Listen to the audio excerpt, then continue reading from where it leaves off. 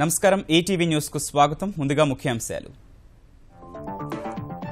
తెలంగాణలో రిజర్వేషన్ల పెంపునకు రంగం సిద్ధం. కమిషన్ల నివేదికలకు మంత్రివర్గం ఆమోదం. మైనార్టీలకు 6, గిరిజనులకు 4% అదనంగా ఇచ్చే అవకాశం. రిజర్వేషన్ల పెంపును కేంద్రం ఆమోదిస్తుందని కేసీఆర్ విశ్వాసం. సాధించే వరకు పోరాడతామని స్పష్టీకరణ. అవసరమైతే సుప్రీంకోర్టుకు వెళతామని ప్రకటన.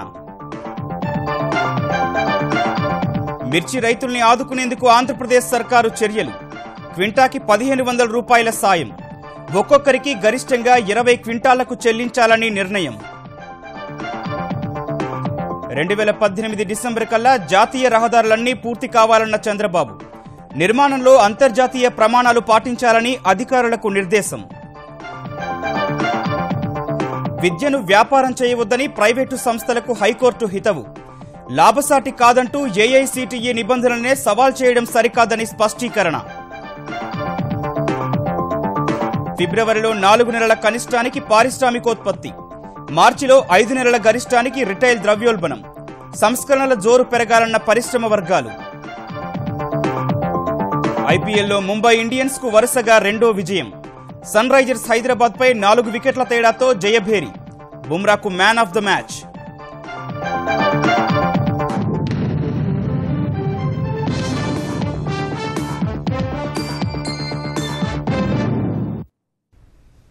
తెలంగాణలో రిజర్వేషన్ల పెంపునకు రంగం సిద్ధమైంది. ముస్లిం, గిరిజన రిజర్వేషన్ల పెంపునకు ఆమోదం తెలిపిన మంత్రివర్గం రిజర్వేషన్ల శాతాన్ని ఏ మేరకు పెంచాలనే అంశంపై ఈ నెల 15న తుది నిర్ణయం తీసుకోనుంది.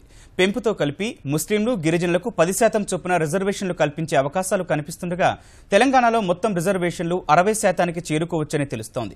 తమిళనాడు తరహాలో తెలంగాణలోనూ రిజర్వేషన్లు అమలు చేసేందుకు సహకరించాలని కేంద్ర ప్రభుత్వాన్ని కోరతామన్న ముఖ్యమంత్రి కేసీఆర్ బీసీ రిజర్వేషన్ల శాతం పెంపుపై సమగ్ర అధ్యయనం చేసి 7 నెలల్లో నివేదిక ఇవ్వాలని బీసీ కమిషన్ కు సూచించారు. తెలంగాణలో మైనార్టీలు, గిరిజనుల రిజర్వేషన్ల పెంపుపై ఎన్నికల హామీని అమలు చేసే దిశగా తెరాస ప్రభుత్వం కీలక నిర్ణయం తీసుకుంది. ఆయా వర్గాల రిజర్వేషన్ల పెంపుపై సుధీర్, చెల్లప్ప కమిషన్లు ఇచ్చిన నివేదికలకు ఆమోదముద్ర వేసిన మంత్రివర్గం బీసీఈ విభాగంలో ముస్లింలకు రిజర్వేషన్లు పెంచాలని నిర్ణయించింది.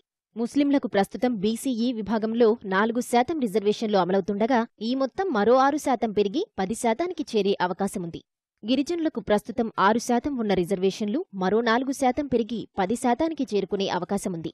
దళితులకు 15% రిజర్వేషన్లు అమలులో ఉండగా వారి జనాభా 16.3గా ఉంది. ఎస్సీలకు మరో శాతం పెంచి మొత్తం 16% రిజర్వేషన్లు చేసే అవకాశాలున్నాయి. ఈ 3 వర్గాల రిజర్వేషన్లను పెంచి తెలంగాణ రాష్ట్ర రిజర్వేషన్ల బిల్లును ప్రభుత్వం రూపొందించనుంది.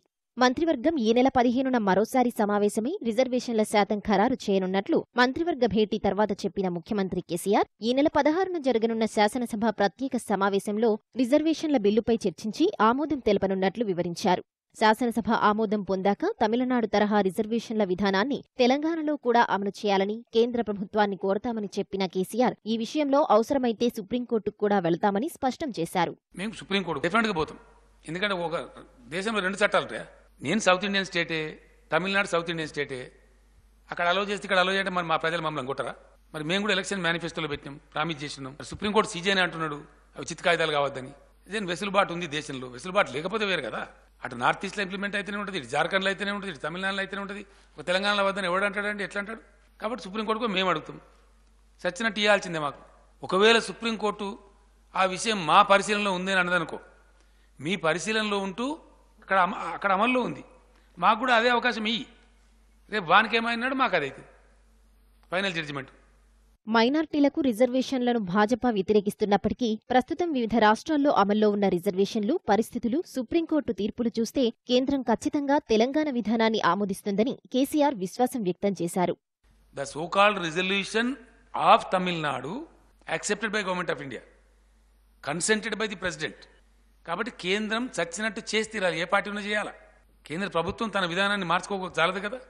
ఆ కాంగ్రెస్ గవర్నమెంట్ ఉన్నప్పుడు చేసినా, పీవీ గారు ఉన్నప్పుడు చేసినా దానివల్ల నరేంద్ర మోడీ గారి ప్రభుత్వం కొనసాగిస్తున్నది. దాన్ని శిరోధార్యం చేసినట్టే కదా. కాబట్టి మాది కూడా శిరోధార్యం చేయాలా?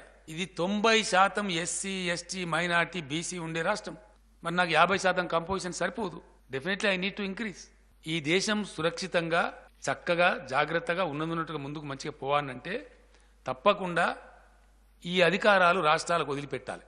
వారి వారి వెసులుబాటును బట్టి రాష్ట్రాలు వాళ్ళ పరిధిలో ఉండే అంశాలు వాళ్ళ ప్రజలకు న్యాయం చేయడానికి చేసుకుంటారు. Nothing wrong, it should be allowed. దేశంలో 100% ఎన్నికల ప్రణాళికను అమలు చేస్తున్న ఏకైక రాష్ట్రం తెలంగాణ మాత్రమేనన్న కేసీఆర్ ప్రణాళికలో లేని వాటిని కూడా అమలు చేస్తూ దేశానికే ఆదర్శంగా నిలుస్తున్నామని చెప్పారు.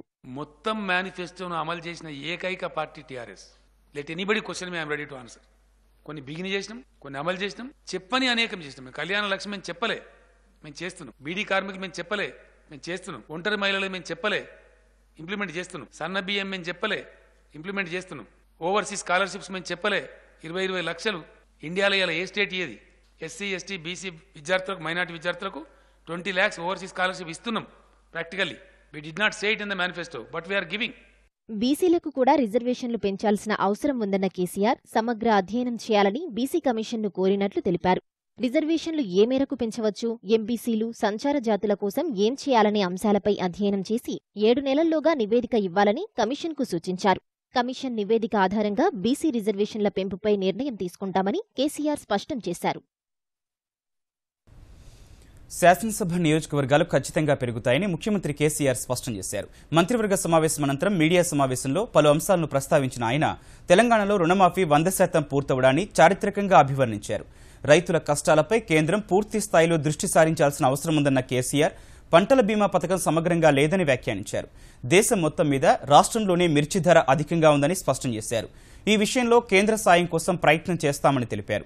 ప్రభుత్వం చేసిన భూసేకరణ చట్టానికి త్వరలోనే రాష్ట్రపతి ఆమోదం లభిస్తుందని ఆశాభావం వ్యక్తం చేశారు.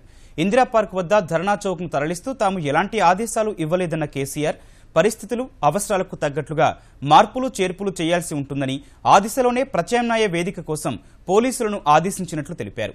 తెలంగాణలో ఎన్నికల వాతావరణం లేదని, ముందస్తు ఎన్నికలకు అవకాశం లేదని పేర్కొన్నారు. తెరాసలో కార్యనిర్వాహక అధ్యక్ష పదవి ఊహాజనితమేనని కొట్టిపారేశారు. మంత్రివర్గంలో మార్పులు చేర్పుల అవసరమేముందని ప్రశ్నించారు. రద్దు చేయలే, వాస్తవానికి చాలా మంది తెలియదు. ఎవరికి వాడేదో ఊహించుకుంటా ఉన్నారు. గవర్నమెంట్గా మాకు నోటీస్ వచ్చింది, కొంతమంది పిలిచి వేసిండ్రు. ఇక్కడ ధర్నాలు చేయడం వీటి వల్ల మాకు అసౌకర్యం కలుగుతా ఉంది. ఆ వాకర్స్, ఇందిరా పార్క్ వాకర్స్, ఆ ఏరియా రెసిడెంట్స్, అనేక అసోసియేషన్లు పిలిచి వేసినాయి. ఇక్కడ తీసేయండి, వేరే చోట ఏర్పాటు చేయండి. ఇప్పుడు ధర్నా నువ్వు ఏడ చేసినా ఒకటే, లైవ్ టెలికాస్ట్ వచ్చిన తర్వాత ఏడ ధర్నా జరిగితే అక్కడికి ఆటోమేటిక్గా మీడియా వస్తుంది, ఆటోమేటిక్గా టెలికాస్ట్ అవుతుంది. మీకు కావాల్సిన ఇష్యూ రిజిస్టర్ చేయాలా, ప్రభుత్వం దృష్టికి దేవాల సమస్య రిజిస్టర్ చేయించాలి, ప్రజల దృష్టికి తీసుకుపోవాలా. దానికి ఎక్కడైతే ఏంటంటే నాకు అర్థంగా ధర్నా చేయ గిన్నే ఉండాలి, మేము చెప్పిన కానీ ఉండాలి. ఏడుంటే నువ్వు చేసే ధర్నా లేకపోతే ఇంకోట, దానికి ఏం పడదలు నాకు అర్థంగా. అది ప్రజలకు సంబంధించిన సమస్యనా? కనీస మద్దతు ధర లేక తీవ్రంగా నష్టపోయిన మిర్చి రైతులను ఆదుకునేందుకు ఆంధ్రప్రదేశ్ ప్రభుత్వం ఆపన్న హస్తం అందించింది. ఒక్కో క్వింటాకు 1500 చొప్పున ఆర్థిక సాయం అందించేందుకు ముందుకొచ్చింది. ప్రతి రైతుకు 20 క్వింటాళ్ల వరకు ఈ ఆర్థిక సాయం అందించనుంది. ఒక్కో రైతు నుంచి 20 క్వింటాళ్ల వరకు కొనుగోలు చేసి రైతులను ఆదుకోవాలని ముఖ్యమంత్రి చంద్రబాబు అధికారులను ఆదేశించారు. మంత్రులు, అధికారులతో సమీక్షించిన సీఎం కేంద్ర సాయంతో సంబంధం లేకుండా తక్షణమే కొనుగోళ్లు జరపాలని స్పష్టం చేశారు. రైతుల నుంచి మిర్చి కొనుగోళ్ల వల్ల ప్రభుత్వంపై 3 నుంచి 400 కోట్ల రూపాయల వరకు అదనపు భారం పడనుంది. నేరుగా రైతుల బ్యాంకు ఖాతాల్లోనే నగదును జమ చేయనున్నారు. మంత్రుల బృందంతో ఢిల్లీలో పర్యటించి కేంద్ర వ్యవసాయ మంత్రి రాధామోహన్ సింగ్తోనూ సమావేశమైన ఆంధ్రప్రదేశ్ వ్యవసాయ మంత్రి సోమిరెడ్డి చంద్రమోహన్ రెడ్డి ఆ విషయాలను రాత్రి ముఖ్యమంత్రి చంద్రబాబు దృష్టికి తీసుకొచ్చారు. కేంద్ర సాయంపై ఇవాళ స్పష్టత రానుండగా కేంద్రంతో సంబంధం లేకుండానే కొనుగోళ్లు జరపాలని నిర్ణయించారు. ప్రకటిస్తాడనుకుంటే ముఖ్యమంత్రి గారు 1500కు సిద్ధమైనాడు. అది కూడా 12 లక్షల క్వింటాల వరకు, లేదా ఇంకా 15 lakhs కూడా ఉండొచ్చు. అది కూడా డైరెక్ట్గా దళారులకు సంబంధం లేకుండా వాళ్ళ ఆన్లైన్ అకౌంట్లో పడేటట్టుగా చేయమన్నాడు. 20 క్వింటాల్స్ ఇంటూ 1500 అనుకోండి, 30,000 పర్ ఈచ్ ఫార్మర్. అంటే సరుకు కొనేదానికి, స్టాక్ పెట్టుకునేదానికి అవైలబిలిటీ లేదు కదా, కాబట్టి దానికంటే ఉపశమనం ఇవ్వడం మంచిది. ముఖ్యమంత్రి గారి సహాయ నిధి మాదిరి ఆధునిక సాంకేతిక పరిజ్ఞానం సాయంతో ఆంధ్రప్రదేశ్లో రహదారుల నిర్వహణ చేపట్టాలని ముఖ్యమంత్రి చంద్రబాబు అధికారులను ఆదేశించారు. జాతీయ రహదారులు, రాష్ట్ర రోడ్లను ప్రత్యేక ప్రాజెక్టులుగా నిర్వహించాలన్న ఆయన సమీకృత రహదారుల నిర్వహణ వ్యవస్థ ఏర్పాటు చేయాలని సూచించారు. ఆంధ్రప్రదేశ్లో రహదారులు, భవనాల శాఖతో పాటు రాష్ట్రంలో నిర్మాణంలోని వివిధ రోడ్లు, వంతెనల పనులపై సమీక్ష నిర్వహించిన ముఖ్యమంత్రి చంద్రబాబు ప్రస్తుతమున్న 41,000 కిలోమీటర్ల రహదారులను, 6,000 కిలోమీటర్ల జాతీయ రహదారులను ఐఓటీతో అనుసంధానించాలని సూచించారు. రహదారులపై ప్రత్యేక శ్రద్ధ పెట్టి కన్సల్టెంట్ను నియమించుకోవాలని అధికారులకు సూచించారు.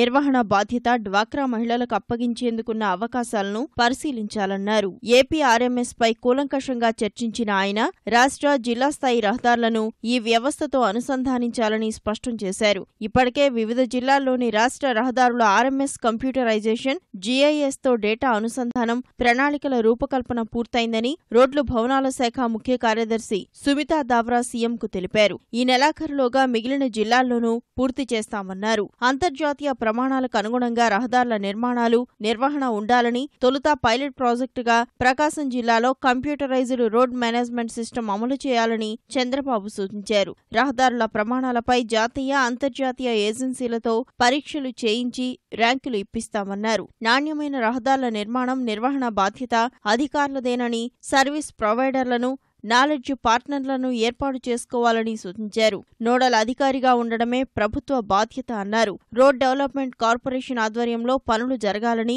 అవసరమైతే వివిధ ఆర్థిక సంస్థల ద్వారా నిధులు సమీకరించి చేపడుతుందని పేర్కొన్నారు. నిర్మాణంలో ఉన్న, చేపట్టబోయే జాతీయ రహదారుల ప్రాజెక్టులన్నీ 2018 డిసెంబర్ నాటికి పూర్తి చేసి తీరాలని అధికారులను సీఎం ఆదేశించారు. ఇందుకు ప్రత్యేకంగా 7 నోడల్ అధికారులను నియమించినట్లు అధికారులు ముఖ్యమంత్రికి తెలిపారు. ఎక్స్టర్నల్ ఎయిడెడ్ ప్రాజెక్టు కింద నిర్మించే గ్రామీణ రోడ్లు, సాంకేతిక అభివృద్ధి, సీఎం కోర్ డాష్బోర్డ్ నిర్వహణ, రహదారులు, భవనాల శాఖలోని అంతర్గత సామర్థ్యాల పెంపుపై శిక్షణ తదితర అంశాల పర్యవేక్షణకు మరో 3 నోడల్ అధికారులను నియమించారు. కేంద్ర ప్రభుత్వం ఇటీవల రాష్ట్రానికి 3,370 కోట్ల 93 లక్షల విలువైన పనులను కేంద్ర రహదారి నిధి కింద మంజూరు చేసిందని అధికారులు తెలిపారు. ఇందులో 132 పనులను ఇప్పటికే చేపట్టగా కేంద్రం 1,690 కోట్లు విడుదల చేసినట్లు వివరించారు. వీటితో పాటు Vizianagaram bypass, NH340 Rayachoti Angallu, NH75 Mangaluru Tiruvannamalai road పనులకు మరో 896 కోట్లు ఇచ్చిందని వెల్లడించారు. ఫేస్బుక్, ట్విట్టర్లో ఎక్కువ మంది అనుచరులను సంపాదించుకున్న ప్రధాని మోదీ మరో ప్రధానమైన సామాజిక మాధ్యమం ఇన్స్టాగ్రామ్లోనూ హవా కొనసాగిస్తున్నారు. ప్రపంచవ్యాప్తంగా ఇన్స్టాగ్రామ్ ద్వారా అత్యధిక మంది అనుసరిస్తోన్న రాజకీయ నేతగా మోదీ రికార్డు సృష్టించారు. ఇన్స్టాగ్రామ్లో ఆయన్ని 69 లక్షల మంది అనుసరిస్తున్నారు. 63 లక్షల మంది అనుచరులతో అమెరికా అధ్యక్షుడు డొనాల్డ్ ట్రంప్ 2వ స్థానంలోనూ, 37 లక్షల మంది ఫాలోవర్లతో పోప్ ఫ్రాన్సిస్ 3వ స్థానంలో ఉన్నట్లు ఓ సర్వే వెల్లడించింది. ప్రధాని మోదీ ఇన్స్టాగ్రామ్ ద్వారా 101 ఫోటోలు పోస్ట్ చేశారు. ఆయన పోస్టు చేసిన ఫోటోలకు సగటున 2.23 లక్షల స్పందనలు వచ్చాయి. సిరియా అంశంలో భిన్న ధృవాలుగా విడిపోయిన అమెరికా, రష్యా మధ్య సంబంధాలు పూర్తిగా క్షీణిస్తున్న దశలో పునరుద్ధరించేందుకు జరిగిన చర్చలు సఫలం కాలేదు. నిన్న రష్యా రాజధాని మాస్కోలో ఆ దేశ అధ్యక్షుడు వ్లాదిమిర్ పుతిన్, అమెరికా విదేశాంగ మంత్రి టిల్లర్సన్ మధ్య దాదాపు 2 గంటలు జరిగిన చర్చలు ఏ అంశంలోనూ ఏకాభిప్రాయాన్ని సాధించలేకపోయాయి. ఏప్రిల్ 4న సిరియాలో జరిగిన రసాయన దాడిపై దర్యాప్తులో ఆ దేశ సర్కారు సహకరించాలంటూ అమెరికా మిత్రదేశాలు భద్రతా మండలిలో పెట్టిన తీర్మానాన్ని రష్యా తన వీటో అధికారాన్ని ఉపయోగించి తోసిపుచ్చింది. ఆ తర్వాత మాస్కోలో జరిగిన చర్చలతో 2 దేశాల మధ్య సంబంధాల్లో ఏ పురోగతి లేదని టిల్లర్సన్ ప్రకటించారు. అటు అంతర్యుద్ధంతో అల్లాడుతున్న సిరియాలో యుద్ధం ముగిసేందుకు ప్రతి ఒక్కరూ సహకరించాలని అమెరికా అధ్యక్షుడు డొనాల్డ్ ట్రంప్ కోరారు. సిరియా శరణార్థులు తిరిగి తమ సొంత ప్రాంతాలకు వెళ్లేలా చూడాలని విజ్ఞప్తి చేశారు. ఇదే సమయంలో సిరియాలో రసాయన దాడి రష్యాకు తెలిసే జరిగి ఉండొచ్చని ట్రంప్ ఆరోపించారు. అఖిల భారత సాంకేతిక విద్యా మండలి ఏఐసిటిఈ రూపొందించిన నిబంధనల్లో జోక్యం చేసుకోలేమని ప్రైవేటు విద్యా సంస్థలకు హైకోర్టు స్పష్టం చేసింది. చట్టంలోని సెక్షన్ 10(1)(i) కింద రూపొందించిన నిబంధనల వల్ల సమస్యలు ఎదుర్కొంటున్నందున వీటిని రాజ్యాంగ విరుద్ధంగా ప్రకటించాలని కోరుతూ కొన్ని ప్రైవేటు విద్యా సంస్థలు హైకోర్టును ఆశ్రయించాయి. వ్యాజ్యాన్ని విచారణకు స్వీకరించిన హైకోర్టు ధర్మాసనం ఏఐసిటిఈ చట్టాన్ని పార్లమెంటు తీసుకొచ్చిందని స్పష్టం చేసింది. పిటిషనర్లు చట్టంలోని సెక్షన్ 10(1)ని సవాల్ చేయకుండా నిబంధనలను మాత్రమే సవాల్ చేశారని పేర్కొంది. ఏఐసిటిఈకి చట్టపరమైన అధికారం ఉన్నప్పుడు ఆ నిబంధనలపై న్యాయ సమీక్ష పరిమితంగా ఉంటుందని పేర్కొంది. కేవలం ఆర్థికంగా గిట్టుబాటు కాదన్న కారణంగా విద్యాసంస్థలు నిబంధనలను సవాల్ చేశాయంటూ ఆ వ్యాజ్యాలను కొట్టివేసింది. విద్యాసంస్థలు విద్యను వ్యాపారంగా మార్చినప్పుడు మార్కెట్ శక్తులు అందులోకి చొచ్చుకొస్తాయని అభిప్రాయం వ్యక్తం చేసింది. ఏఐసిటిఈ రూపొందించిన నిబంధనలను ప్రతి విద్యాసంస్థ అమలు చేయాల్సిందేనని స్పష్టం చేసింది. వచ్చే ఏడాది నుంచి సమగ్ర విద్యా ప్రణాళికను ఆంధ్రప్రదేశ్లో అమల్లోకి తీసుకొస్తామని ఆంధ్రప్రదేశ్ మానవ వనరుల శాఖ మంత్రి గంటా శ్రీనివాసరావు తెలిపారు. ఏపీలో విద్యా ప్రమాణాల మెరుగుదల కోసం ప్రజాప్రతినిధుల సూచనలు స్వీకరించేందుకు ఉపాధ్యాయ, గ్రాడ్యుయేట్, నామినేటెడ్ ఎమ్మెల్సీలతో మంత్రి బుధవారం విజయవాడలో ప్రత్యేకంగా సమావేశమయ్యారు. ఉపాధ్యాయులకు యూనిఫైడ్ రూల్స్ వంటి దీర్ఘకాలిక సమస్యలను కేంద్రంతో చర్చించి పరిష్కరిస్తామని వెల్లడించారు. ప్రైవేటు పాఠశాలల నియంత్రణకు ప్రత్యేక చర్యలు తీసుకుంటున్నామని గంటా చెప్పారు. రాబోయే రోజుల్లో ఆంధ్రప్రదేశ్లో ఎడ్యుకేషన్ పరంగా ఎలా ఉండాలంటారు కదా, కాంప్రహెన్సివ్గా ఒక పాలసీ తీసుకోవాల్సిన అవసరం ఉంది. ఈరోజు ప్రతి స్టేట్స్ కూడా ఒక పాలసీ తీసుకుంటున్నారు. అట్లాగే మన స్టేట్ సంబంధించి ఒక కాంప్రహెన్సివ్ ఎడ్యుకేషన్ పాలసీ తీసుకోవాలి. ఎస్సీఆర్టీ అండ్ డైట్ ఇవి రెండు కూడా మనకున్న ఇంపార్టెంట్ వింగ్స్ స్ట్రెంగ్ చేయాల్సిన అవసరం ఉంది. డెఫినెట్ గా దానికి ప్రయత్నం ఇవ్వడం జరుగుతుంది. 2 పడక గదుల ఇళ్ల నిర్మాణాన్ని వేగవంతం చేసేందుకు తెలంగాణ ప్రభుత్వం చర్యలు ముమ్మరం చేసింది. ఇళ్ల నిర్మాణానికి గుత్తేదారులు అంతగా ఆసక్తి కనబర్చిన నేపథ్యంలో టెండర్ అర్హత నిబంధనల్లో కొన్నింటిని సడలించింది. ఆర్థికపరమైన అంశాల్లో కూడా కొన్ని సడలింపులు చేసింది. మంత్రివర్గ ఉపసంఘం సిఫార్సులకు అనుగుణంగా మొదటిసారి టెండర్ పిలిచినప్పుడు ఎవరూ ముందుకు రాకపోతే రెండోసారి టెండర్ పిలిచినప్పుడు గుత్తేదారులు చూపాల్సిన నగదు మొత్తం రుణ పరిమితిని 50% నుంచి 25% తగ్గించింది. ఇదే తరహాలో చిన్న గుత్తేదారులు సైతం టెండర్ దాఖలు చేసేందుకు వీలుగా ఆర్థికపరమైన సడలింపులు ఇచ్చింది. గతంలో పిలిచిన టెండర్లకు కూడా ఈ సడలింపులు వర్తిస్తాయని తెలంగాణ ప్రభుత్వం తెలిపింది. ప్రతి బుధవారం నీటిపారుదల ప్రాజెక్టుల పురోగతిపై జిల్లా కలెక్టర్లు సమీక్షిస్తారని తెలంగాణ నీటిపారుదల శాఖ మంత్రి హరీష్ రావు తెలిపారు. ప్రాజెక్టుల భూసేకరణ, పనుల పురోగతి, ఇతర సమస్యలు తెలుసుకోవాలని మహబూబ్ నగర్, నల్గొండ, రంగారెడ్డి జిల్లాల కలెక్టర్లకు సూచించిన మంత్రి ఆ జిల్లాల్లోని భారీ, మధ్యతరహా ప్రాజెక్టుల పురోగతి, మిషన్ కాకతీయ పనులపై సమీక్షించాలని ఆదేశించారు. హైదరాబాద్ జలసౌధలో డిండి, ఎలిమినేటి మాధవరెడ్డి ప్రాజెక్టు, ఉదయ సముద్రం, డిండి బ్యాలెన్సింగ్ రిజర్వాయర్, సంగమండ పథకం పురోగతిపై ఉన్నతస్థాయి సమావేశం నిర్వహించిన హరీష్ ప్యాకేజీల వారీగా డిండి ప్రాజెక్టు పనులు తెలుసుకున్నారు. 2013 భూసేకరణ చట్టం కింద భూముల సేకరణ వేగవంతం చేయాలన్న మంత్రి భూసేకరణకు ఇబ్బందులు తలెత్తిన చోట ఎమ్మెల్యేలు, ఇతర ప్రజాప్రతినిధుల సహకారం తీసుకోవాలని నిర్దేశించారు. అసైన్డ్ భూముల విలువ ప్రకారమే పరిహారం ఇవ్వాలని కలెక్టర్లకు సూచించిన ఆయన ప్రాజెక్టుల కోసం సేకరించిన భూముల్లో సేకరణ ప్రక్రియ 15 రోజుల్లో పూర్తి చేయాలని ఆదేశించారు. రంగారెడ్డి జిల్లా మాడ్గుల్, ఆమన్గల్ మండలాలకు కల్వకుర్తి లిఫ్ట్ నుంచి సాగునీరు అందించేందుకు కార్యాచరణ ప్రణాళిక అమలు చేయనున్నట్లు మంత్రి వెల్లడించారు. ప్రభుత్వం ప్రవేశపెట్టిన ప్రయోజనాలు చేనేత కార్మికులకు నేరుగా చేరేలా చర్యలు తీసుకుంటున్నామని తెలంగాణ చేనేత, జౌళి శాఖ మంత్రి కేటీఆర్ తెలిపారు. బేగంపేట క్యాంపు కార్యాలయంలో చేనేత, జౌళి శాఖ అధికారులతో సమీక్ష నిర్వహించిన ఆయన ఈ ఏడాది బడ్జెట్లో చేనేత రంగానికి అధిక కేటాయింపులు చేశామని చెప్పారు. ఆధార్, బయోమెట్రిక్ ఆధారంగా నేత కార్మికుల బ్యాంకు ఖాతాల్లోకి సబ్సిడీలు చేరేలా విధానాన్ని రూపొందించాలని ఆదేశించారు. ప్రస్తుతం రాష్ట్రంలో 17,000 చేనేత మగ్గాలున్నాయని 14,300 మగ్గాలకు జియో ట్యాగింగ్ చేసినట్లు మంత్రి తెలిపారు. ప్రస్తుతం ఉన్న చేనేత కార్మికులు కాపాడుకోవడమే తెలంగాణ ప్రభుత్వ ప్రాథమిక లక్ష్యమన్న కేటీఆర్ ఈ రంగంలో లాభం లేకుంటే ఇతర రంగాలకు వెళ్లేందుకు కూడా తాము సహకారం అందిస్తామన్నారు. ప్రత్యేకమైన సబ్సిడీలతో రుణ సౌకర్యాన్ని కల్పించే ఆలోచన చేస్తున్నామని మంత్రి వెల్లడించారు. చౌక దుకాణాల్లో పేదలకు రాయితీపై సరఫరా చేసే పంచదారను కొనసాగించేలా కేంద్ర ప్రభుత్వానికి లేఖ రాస్తున్నట్లు ఆంధ్రప్రదేశ్ పౌర సరఫరాల శాఖ మంత్రి ప్రత్తిపాటి పుల్లారావు వెల్లడించారు. గుంటూరు జిల్లా తాడేపల్లిలో ఓ ప్రైవేటు కార్యక్రమానికి హాజరైన మంత్రి ప్రభుత్వం వద్ద పంచదార నిల్వలు ఈ నెలకు సరిపోతాయని, వచ్చే నెలకు కూడా సరఫరా చేసే విధంగా కేంద్రంతో మాట్లాడతామని చెప్పారు. రైతుల వద్ద ఉన్న ధాన్యం మొత్తాన్ని ప్రభుత్వమే కొనుగోలు చేస్తుందని స్పష్టం చేశారు. అన్న సంజీవని జనరిక్ మెడికల్ దుకాణాల్లో లోటుపాట్లపై కమిటీ వేయనున్నట్లు ఆంధ్రప్రదేశ్ శ్రీ సంక్షేమ శాఖ మంత్రి పరిటాల సునీత తెలిపారు. అనంతపురం ప్రభుత్వాసుపత్రి సమీపంలోని జనరిక్ మందుల దుకాణాన్ని పరిశీలించిన ఆమె అక్కడి నిల్వలు, మందుల విక్రయం తదితర అంశాలపై ఆరా తీశారు. పేద వర్గాలకు అన్న సంజీవని దుకాణాలు ఎంతో ఉపయోగపడుతున్నాయన్న ఆమె ఈ దుకాణాలను మరింత విస్తరించేందుకు చర్యలు తీసుకుంటామని తెలిపారు. అనంతరం ఆసుపత్రిలో పలు సమస్యలపై దీక్షలు చేస్తున్న వైద్యులతో మాట్లాడిన మంత్రి వైద్యుల డిమాండ్లను ప్రభుత్వం దృష్టికి తీసుకెళ్తానని చెప్పారు. డిమాండ్ ఎక్కువ ఉంటుందో అక్కడ కూడా నేను కూడా గమనించి ఈ జనరిక్ మందుల కోసమే షాపులు కూడా మేము అక్కడక్కడ ఏర్పాట్లు కూడా చేస్తాం. పబ్లిక్ అందరికి ఉపయోగపడేలాగా నెలన్నర లోపు ఇవన్నీ ఒక దారిలోకి తీసుకొస్తాం. ఫ్లెక్సీల ద్వారా కానీ బోర్డింగ్స్ కూడా పెట్టి ఈ శాఖలో ఏవేమి సబ్జెక్టులు ఉన్నాయి, ప్రజలకు ఏవేమి ఉపయోగపడతాయి అనేవి కూడా దాని వల్ల బోర్డింగ్స్ ద్వారా కూడా తెలియజేయమని నేను చెప్పింది కూడా జరిగింది. టిబెట్ ఆధ్యాత్మిక గురువు దలైలామా అరుణాచల్ ప్రదేశ్లో జరిపిన పర్యటనపై పొరుగు దేశం చైనా మరోసారి తన అక్కసు వెళ్లగక్కింది. దలైలామా పర్యటన వల్ల భారత్ చైనా సరిహద్దు వివాద పరిష్కారంపై వ్యతిరేక ప్రభావం పడుతుందని ఆ దేశ విదేశాంగ శాఖ పేర్కొంది. టిబెట్కు సంబంధించి తాను చేసిన వాగ్దానాన్ని భారత్ అతిక్రమిస్తోందని చైనా విమర్శించింది. అరుణాచల్ ప్రదేశ్ చైనాతో కాకుండా కేవలం టిబెట్తో మాత్రమే సరిహద్దులు పంచుకుంటోందని, దలైలామా, ఆ రాష్ట్ర ముఖ్యమంత్రి ఫెమా ఖండు చేసిన ప్రకటనను కూడా తప్పుపట్టిన పొరుగు దేశం వీటిని రెచ్చగొట్టే వ్యాఖ్యలుగా అభివర్ణించింది. ఈ పరిస్థితిలో దేశ సార్వభౌమాధికారాన్ని పరిరక్షించేందుకు తగిన చర్యలు తీసుకుంటామని చైనా స్పష్టం చేసింది. ఆర్ట్ ఆఫ్ లివింగ్ సంస్థ ఆధ్వర్యంలో గతేడాది మార్చి 11 నుంచి 13 వరకు జరిగిన ప్రపంచ సాంస్కృతిక ఉత్సవం కారణంగా యమునా తీరం తీవ్రంగా ధ్వంసమైనట్లు జాతీయ హరిత ట్రైబ్యునల్ నియమించిన నిపుణుల కమిటీ పేర్కొంది. నష్టం విలువ 13.29 కోట్లుగా అంచనా వేసిన కమిటీ అక్కడ పర్యావరణ పునరుద్ధరణకు 10 ఏళ్ల సమయం పడుతుందని హరిత ట్రైబ్యునల్కు నివేదించింది. యమునా నదికి ఎడమ వైపున 300 ఎకరాలు, కుడివైపున 120 ఎకరాల మేర ముంపు ప్రాంతంలో జీవావరణం దెబ్బతిందని, పర్యావరణ పరంగా భారీ నష్టమే వాటిల్లిందని నివేదికల కమిటీ పేర్కొంది. నటి నిర్మాత రాధిక, ఆమె భర్త శరత్ కుమార్లను చెన్నైలోని ఆదాయ పన్ను శాఖ కార్యాలయంలో ఆ శాఖ అధికారులు ప్రశ్నించారు. చెన్నై ఆర్కే నగర్ ఉప ఎన్నికలో ప్రచారం చేసేందుకు పెద్ద మొత్తంలో శరత్ కుమార్ అధికార అన్నాడీఎంకే నుంచి డబ్బు తీసుకున్నారన్న ఫిర్యాదుపై ఈ నెల 7వ తేదీ శరత్ కుమార్ ఇంట్లో ఆదాయ పన్ను శాఖ అధికారులు సోదాలు నిర్వహించారు. సోమవారం రాడాన్ కార్యాలయంలో సోదాలు నిర్వహించారు. అనంతరం మరింత సమాచారం కోసం విచారించేందుకు ఆదాయ పన్ను శాఖ దర్యాప్తు విభాగానికి రావాల్సిందిగా శరత్ కుమార్, రాధికకు ఆదాయ పన్ను శాఖ సమన్లు జారీ చేసింది. ఈ మేరకు శరత్ కుమార్, రాధికలను చెన్నైలోని ఆదాయ పన్ను శాఖ కార్యాలయంలో విచారించారు. తాను గత 2 దశాబ్దాలుగా రాడాన్ మీడియా సంస్థను విజయవంతంగా నిర్వహిస్తున్నానని, సంస్థకు చెందిన ఆదాయ వ్యయ పట్టికలు ఖచ్చితంగా నిర్వహిస్తున్నామని రాధిక తెలిపినట్లు సమాచారం.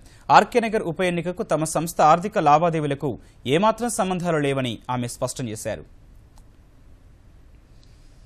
మార్చి నెలలో చిల్లర ధరల ద్రవ్యోల్బణం 5 నెలల గరిష్టానికి చేరింది. ప్రోటీన్ ఉత్పత్తులు, వంట నూనె, ఆహారేతర వస్తువుల ధరలు పెరిగిన వేళ గత నెల ద్రవ్యోల్బణం 3.81% చేరింది. వినియోగదారుల ధరల సూచి ఆధారంగా రూపొందించే ద్రవ్యోల్బణం ఫిబ్రవరిలో 3.65% ఉండగా మార్చిలో 0.16% పెరిగి 3.81% చేరింది. మార్చిలో ప్రోటీన్ ఉత్పత్తులైన పాలు, పాల ఉత్పత్తుల ధరలు 4.69%, గుడ్ల ధర 3.21% పెరిగాయి.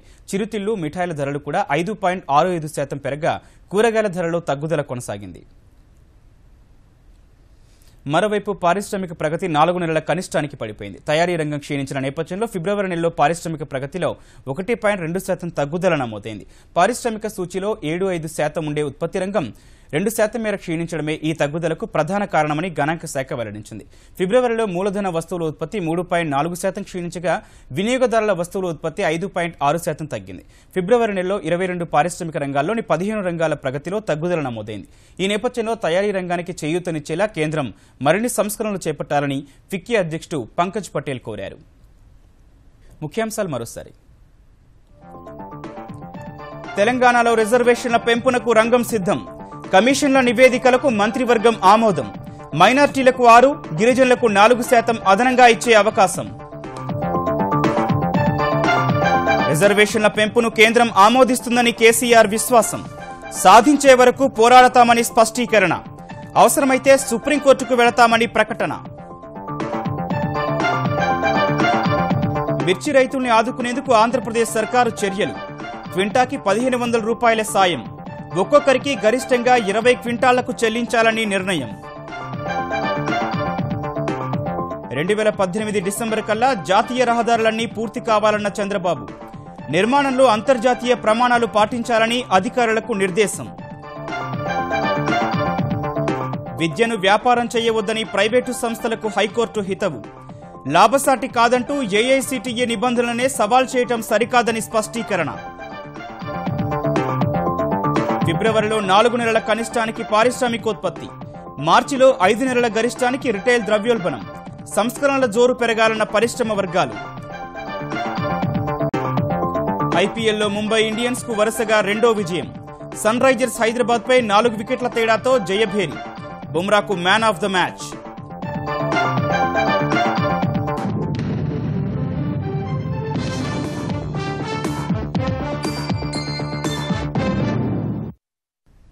ఈటీవీ న్యూస్ సమాప్తం. నమస్కారం.